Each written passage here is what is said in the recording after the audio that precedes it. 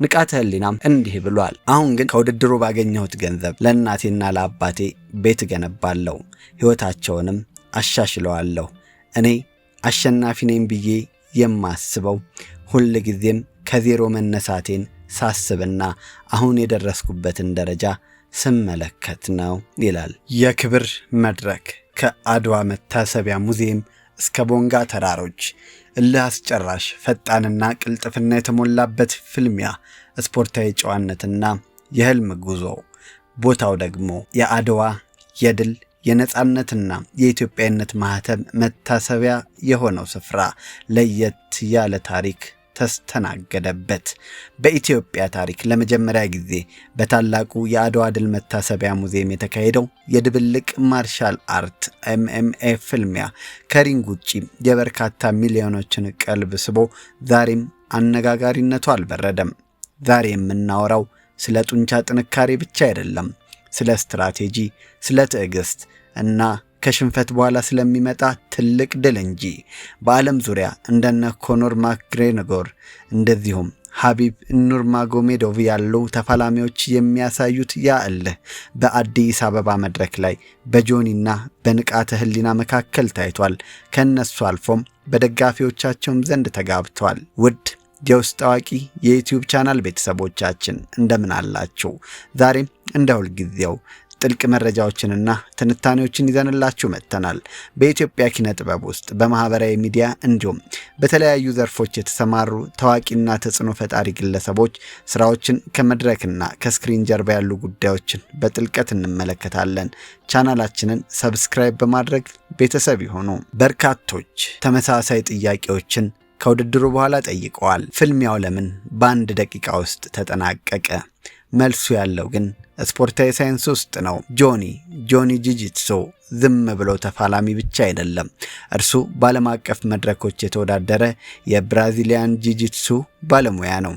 በዓለም አቀፍ የMMA ታሪክ እንደ ሮይስ ግሬሲ ያሉ ተፋላሚዎች እንዳሳዩት አንድ የጂጂትሱ ባለሙያ ተጋጣሚውን መሬት ላይ ከጣለ ፍልሚያው አከተመ ማለት ነው።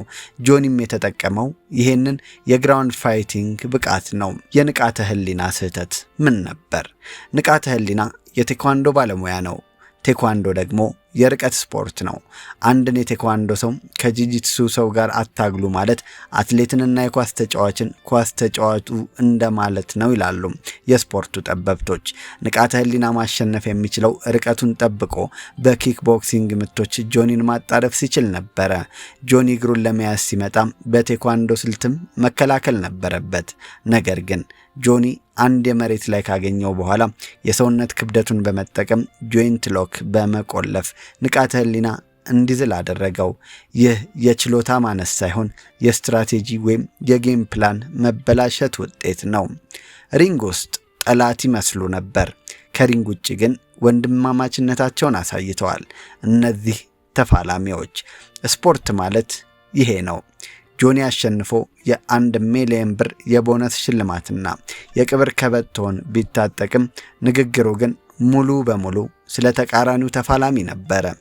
ለንቃተ ህሊና ከዜሮ ተነስቶ ራሱን በኢንተርኔት ቪዲዮዎች አሰልጥኖ ይህንን ትልቅ መድረክ መርገጡ ብቻውን ድል ነው። ጆኒ ለንቃተ ህሊና እንዲህ ብሏል። ውጤቱ የቱንም ይሁን በታሪክ መዝገብ ስምህን አስፈራሃል፣ በራስህ ልትኮራ ይገባሃል በማለት መልእክቱን አስተላልፏል።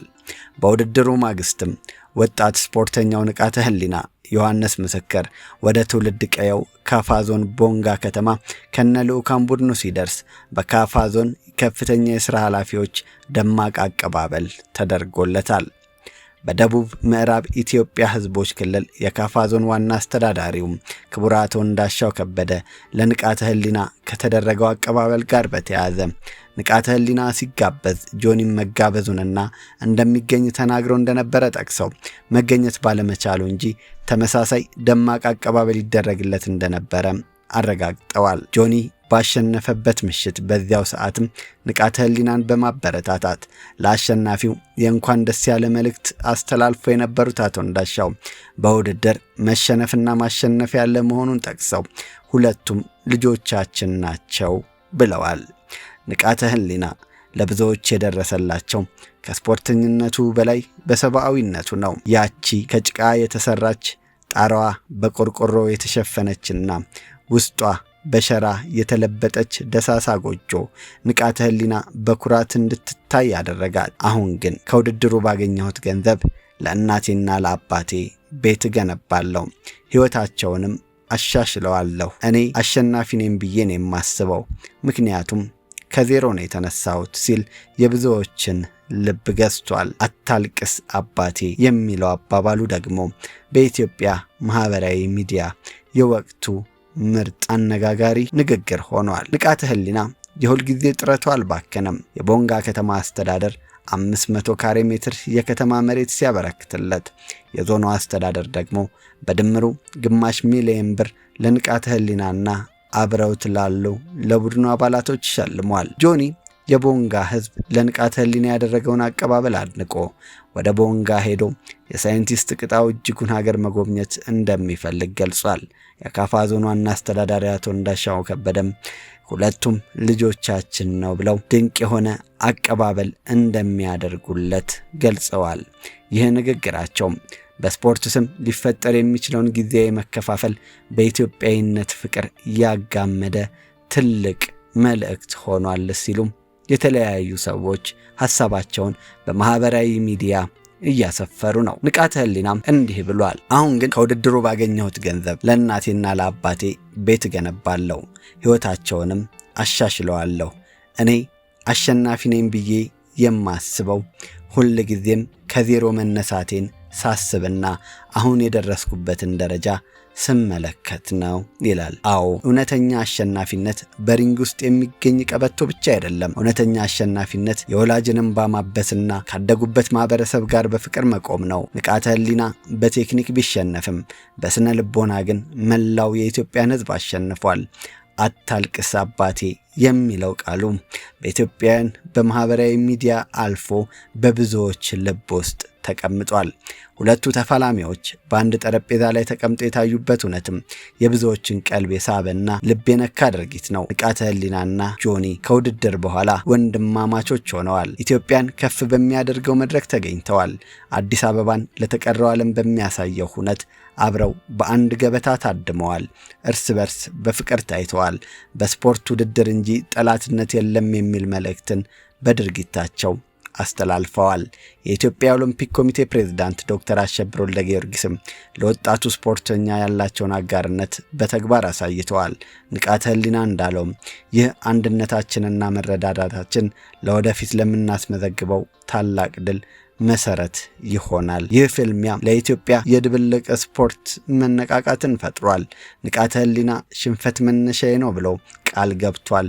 ጆኒ ደግሞ ኢትዮጵያን በዓለም መድረክ ለመወከል ተዘጋጅቷል። በአድዋ ሙዚየም የተጀመረው ይህ ታሪክ ነገ በዓለም አቀፍ ደረጃ የሚገኑ ኢትዮጵያን ተፋላሚዎችን እንደሚያፈራ አንጠራጠርም። ጆኒና ንቃተ ህሊና ሁለታችሁም የኢትዮጵያ ኩራቶች ናችሁ። ውድ የውስጥ አዋቂ የዩቲዩብ ቻናል ቤተሰቦቻችን በኢትዮጵያ ኪነ ጥበብና እንዲሁም ደግሞ በማህበራዊ ሚዲያ በተለያዩ ዘርፎች ተሰማርተው ታዋቂና ተጽዕኖ ፈጣሪ የሆኑ ግለሰቦች ስራዎቻቸውን እንዲሁም ከመድረክ ጀርባ እና ከስክሪን ጀርባ ያሉ ጉዳዮችን በጥልቀት የምንዳስስበት የዛሬው ዝግጅታችን በዚሁ አብቅቷል። ቻናላችንን ሰብስክራይብ በማድረግ ቤተሰብ ይሁኑ። ሰላም ለሀገራችን።